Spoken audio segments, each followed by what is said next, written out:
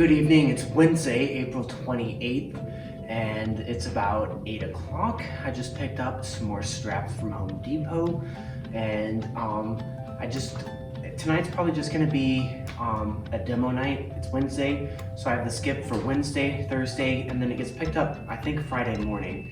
Regardless, I want to get as much demo done tonight and tomorrow night as I can because Friday, I really can't rely on it. So the big stuff is done. Kind of the only thing left is this thing and some of the plumbing pipes that I've been talking about. So I'm gonna try and get those knocked out tonight and tomorrow, for sure by tomorrow.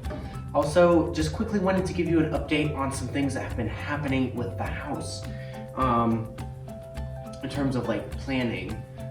Broomfield is ready to greenlight my permit, hold for manual J, S, and D calculations for my furnace and HVAC system, and my contractor, Comfort Pro HVAC, who I don't know, they have very mixed reviews online. I think I'm gonna end up using them still to do the install. I've already paid for all of my equipment. The guy's really nice when I talk to him. There's mixed reviews online about their professionality, but long story short, they don't do manual J, S, and D calculations.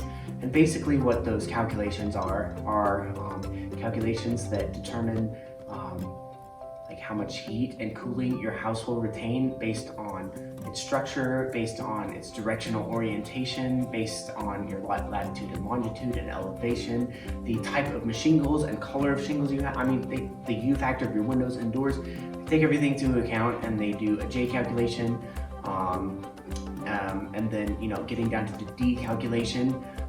That basically, the S calculation basically says like here's the equipment you'll need, and the D calculations is all about the ducting that you'll need. So J determines how good your home is, S determines what kind of equipment you're gonna need, and then the D determines the ducting and the angles and bends and stuff. So I've got a company that's gonna do that. That's gonna run me about $375.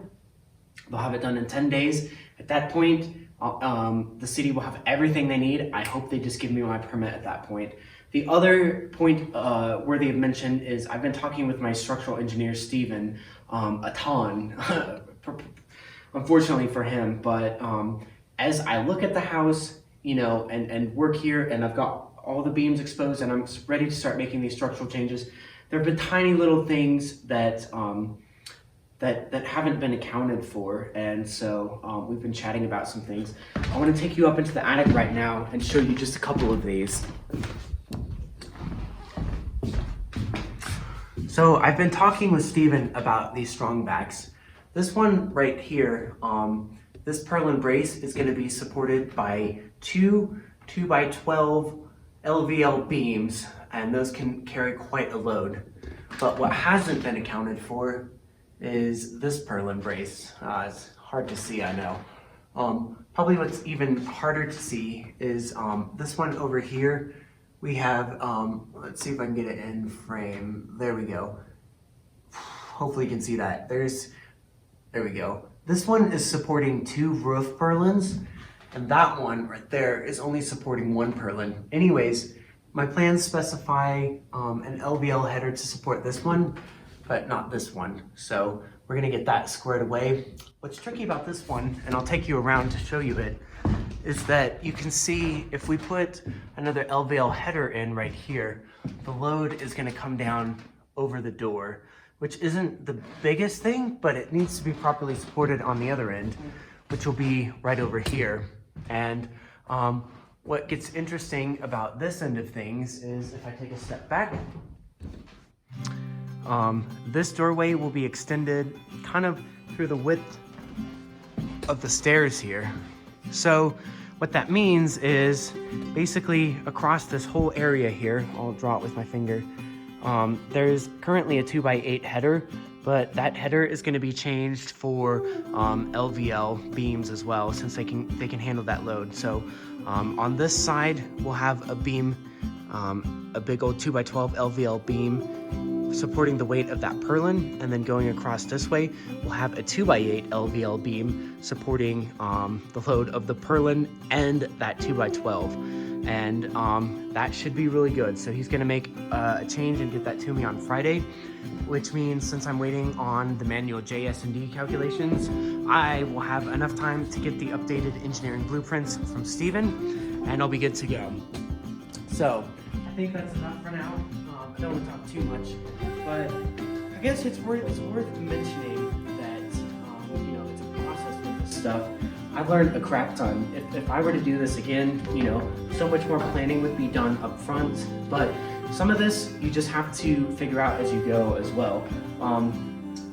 Like right up there, and in fact something I didn't mention, across all of these joists there's just a traditional strong back, and so it's going across the 2x6s, and all a strong back does is it goes across a row of ceiling joists, and it keeps them from sagging in the middle, because you know it's like perpendicular and it keeps them from sagging.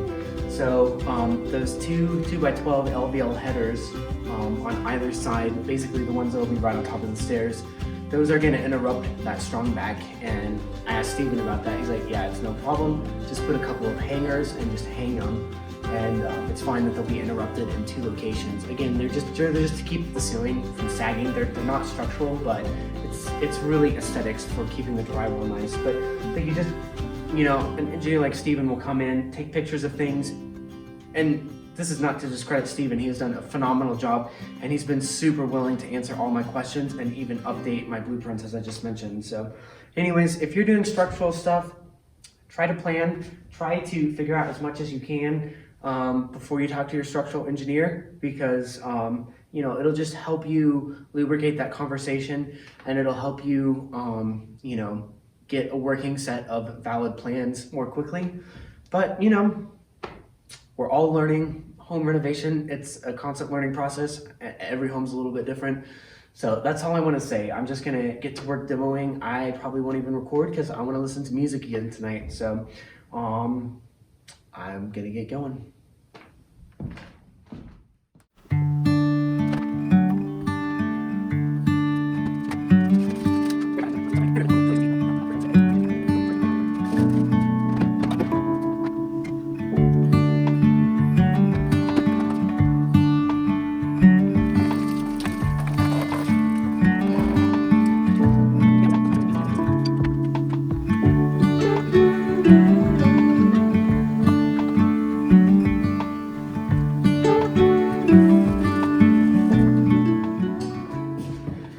So here's a big idea.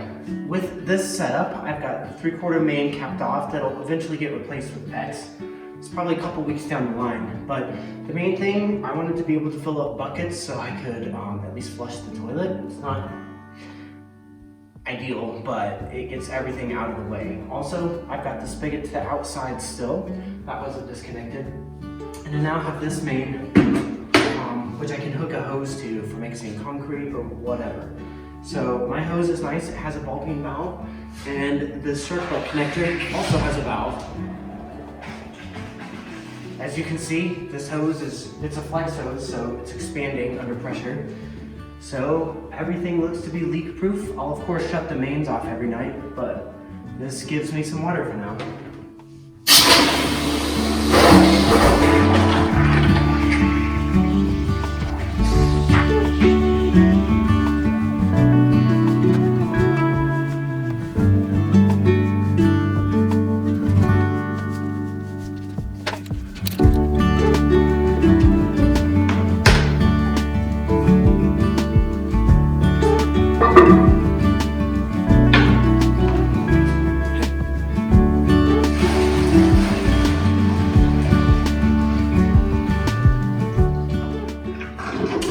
Beautiful. I can still flush my toilet, and I'm even gonna fill up the tank, so I've got an extra flush in the tank.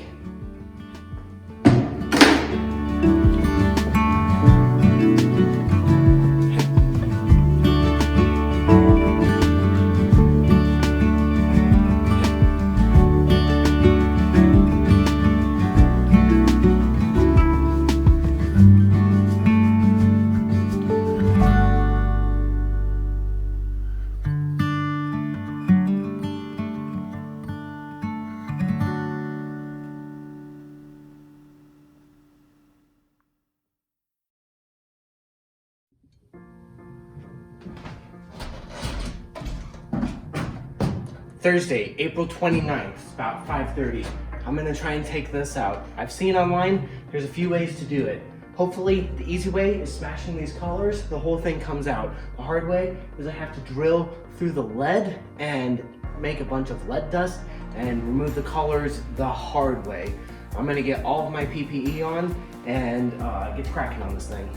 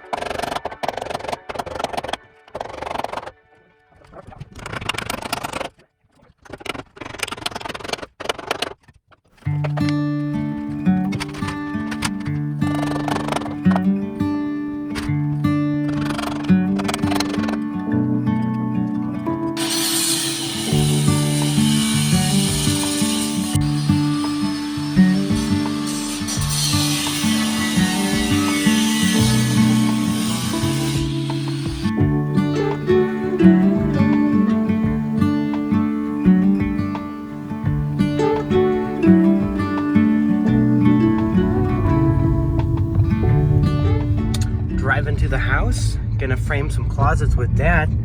And holy crap, look at these skies. It's just, it's 10:40 in the morning. They're beautiful, but crazy. Like, are we getting hail?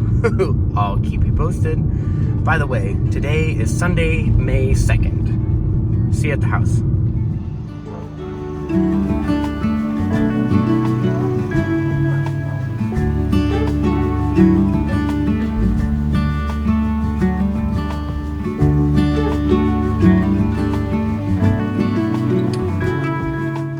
Just want to do a quick recap of yesterday. I didn't really record much. Dad and I were just working.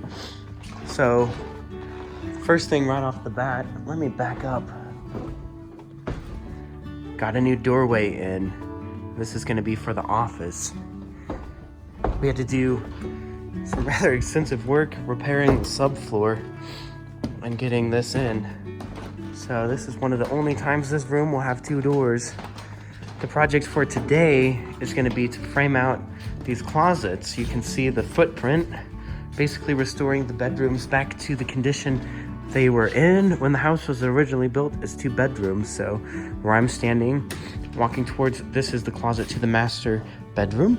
Not a huge closet, but it's a 1957 ranch home, so that's what you get. And that's the closet for the 2nd bedroom. So we're gonna frame that out today and see what happens with this crazy weather that you're seeing. It's really moody and ominous. I like it, but hopefully no hail.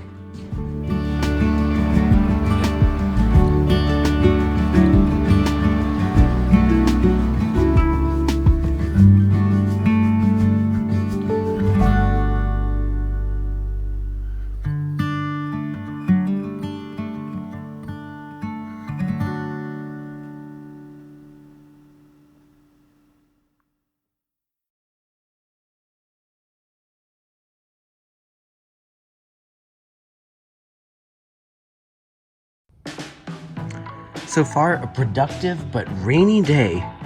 You can see I've got the master closet framed in, and I'm working on the bedroom 2 closet, which is actually the back wall of the master closet. I'm a little bit short on 2x4s. So what am I gonna do? Home Depot trip in the Focus.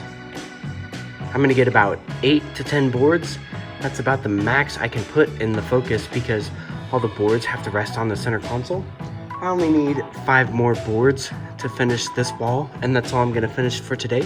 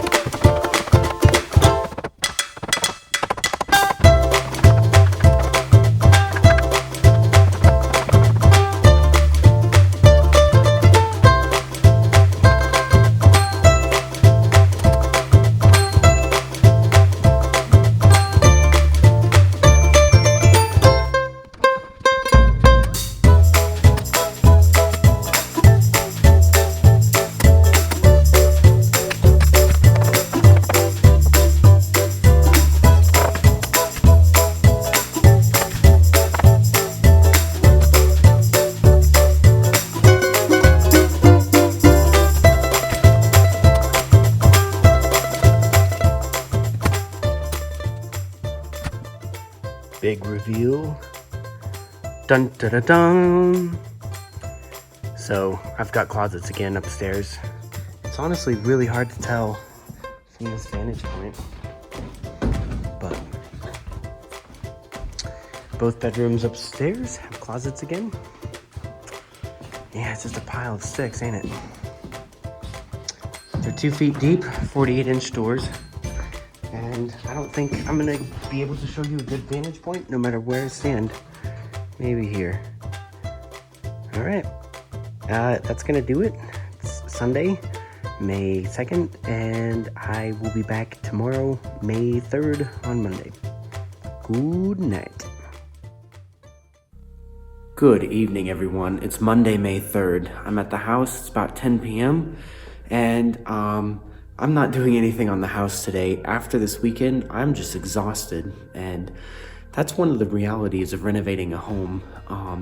On top, especially if you're doing it on top of holding down a regular job, which I am. I'm a manager of a couple of teams at a software engineering company, and I worked all weekend at the house, and in fact, like the previous 7 days before that as well. So I was just exhausted today. Just as soon as work was done, I just went to bed, and it's about 10 p.m. I just woke up.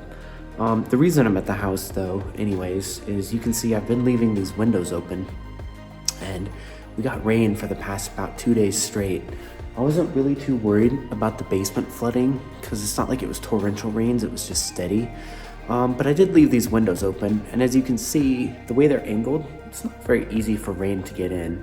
And even if it did, it's unfinished down here. But all the same, you know, just wanted to check in on things. One of the reasons I'm leaving these windows open is just to air the place out. When Charlie and I put down chemicals to remove the vinyl adhesive, you know, there was a smell for a while, so I just wanted to have things cleaned out. Also, as you can see behind me, I've got appliances, and those are the appliances I'm keeping. Oh, speaking of appliances, you might have not noticed it, but when I came in today, all of the scrap was picked up from my driveway that you saw yesterday. So stove, hot water heater, furnace, and a bunch of pipes and my electrical wires. So had a salvage company come and get those, and they're gone. So that's brilliant. There's really no demo left, like none. Just kind of taking out the studs, like the ones behind me for the staircase, because one of the next projects here, probably this weekend, is going to be working on this. So that's all for tonight. Just a quick trip to the house just to make sure everything's okay. And it's going to get cold tonight, about 36 degrees, but I don't expect any freezing. So I'll definitely be back to do some work and some cleaning tomorrow. But today is a much needed day of rest. So I will see y'all tomorrow on the 4th. Good afternoon, it's May 4th, and today I'm going to go over to Home Depot and get a bunch of OSB and plywood. I've decided on OSB for the subfloor because I need to meet this hardwood floor that's already there, and it's 3/4 inch. I can get 23/32 OSB, so almost 3/4 inch. I would like to do plywood, but the OSB they've got at Home Depot right now, it's 4 subfloor, and it's got tongue and groove, so that should make some nice seams. The other thing is Home Depot doesn't have much plywood right now, and I'm actually going to buy their 3/4 inch plywood, about 10 sheets of it, to get me started on some stock for making my kitchen cabinets. So I'll see you after I get back from Home Depot.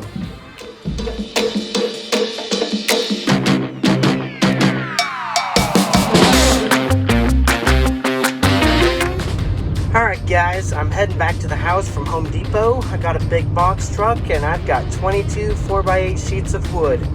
Gonna do a little trivia question. So I got 12 sheets of MDF, and I got 10 sheets of plywood. Each are 3/4 inch.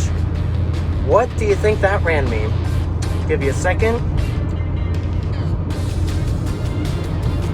$1,500. And that was after a $150 discount, so it's about 75 bucks a sheet right now for everything. All right, next stop, house.